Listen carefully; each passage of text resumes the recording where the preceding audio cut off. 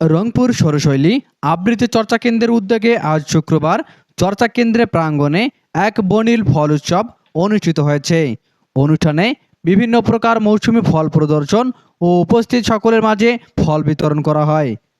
ধন্যবাদ শীর্ষ নিউজ ও আলোকিত টিভি চ্যানেলকে।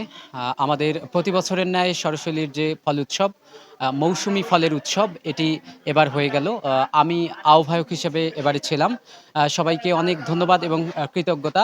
বিশেষ করে আমাদের সরস্বতীর প্রাণপুরুষ এবং প্রতিষ্ঠাতা যিনি প্রফেসর মোহাম্মদ শাহ আলম, আমার শিক্ষাগুরু। আমাদের এবারের আয়োজনে বেশ সবাইরে সাক্ষাৎ হয়েছে এবং আমরা যারা আশেপাশে ছিলাম বা দূর দূরান্তে সবাই এসেছিলাম। আমাদের আজকের আয়োজনে নানা রকমের ফল ছিল। এই ফল উৎসবে আমরা সবার সাথে সাক্ষাৎ পেয়েছি এবং আন্তরিকতায় আমাদের এই সরস্বতী আজকে ভরে উঠেছে। অনুষ্ঠানে উপস্থিত ছিলেন চর্চা কেন্দ্রের পরিচালক, সভাপতি, শিক্ষকবৃন্দ, সদস্য, অভিভাবক এবং স্থানীয় সুশীল সমাজের ব্যক্তিবর্গ। আমরা যারা শুদ্ধভাবে কথা বলতে চাই, আমরা যারা নিজেকে খুব সুন্দরভাবে সমাজে মানুষের সামনে উপস্থাপন করতে চাই, এই চর্চাটি সরশৈলী আবৃত্তি চর্চা কেন্দ্রে করা হয়। কিন্তু সরশৈলী আবৃত্তি চর্চা কেন্দ্রে আমরা বিভিন্ন সময়ে বিভিন্ন আয়োজন করে থাকি। তাদেরই একটি আয়োজন হচ্ছে ফল উৎসব। প্রতি বছর ফলের সিজনে আমরা ফল উৎসবের আয়োজনটি করি। এই ফল উৎসবের আয়োজনটি করার কারণ হচ্ছে যে আমাদের সুন্দরভাবে বাঁচার জন্য, সুন্দরভাবে জীবনযাপন করবার জন্য সুস্থ থাকতে হয়। আমাদের মনকে সুস্থ রাখবার জন্য আমাদের শরীরকে সুস্থ রাখতে হয়। তো এই শরীরকে সুস্থ রাখার জন্য কিন্তু ফল শিশু ও কিশোরদের অংশগ্রহণে মনোজ্ঞ আবৃত্তি পরিবেশনা আয়োজনের বিশেষ আকর্ষণ ছিল। আয়োজকরা জানান, এই উৎসবের মাধ্যমে শিশুদের মধ্যে সুস্থ খাদ্যাভ্যাস, সাংস্কৃতিক চর্চা উৎসাহিত করার লক্ষ্যে নেওয়া হয়েছে। ফল উৎসব হয়ে গেল, যে ফল উৎসবের আয়োজক ছিল সরস্বতী আবৃত্তি বিতর্ক এবং উপস্থাপন চর্চা কেন্দ্র, যার প্রতিষ্ঠাতা এবং পরিচালক প্রফেসর মোহাম্মদ শাহ আলম।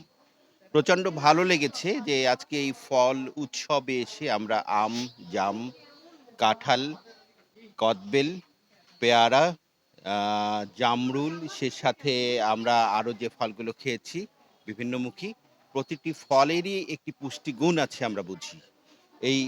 আমরা সম্ভবত 17 থেকে 18 রকমের ফল আজকে খেয়েছি। অনুষ্ঠান শেষে অতিথিদের মাঝে তাজা ফল বিতরণ করা হয়। সরশৈলী আবৃত্তি উপস্থাপন ও বিতর্ক চর্চা কেন্দ্রের একটি বাৎসরিক আয়োজন।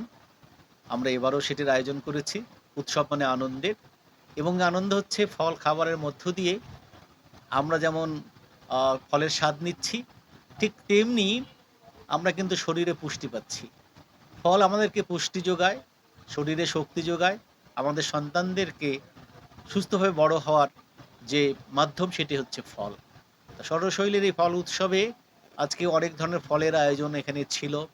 আমরা আম, কাঁঠাল, কামরাঙ্গা, রাজফল, তারপরে আমাদের আরও অনেক গোলাপজাম থেকে শুরু করে অনেকগুলো ফলের এখানে আয়োজন ছিল।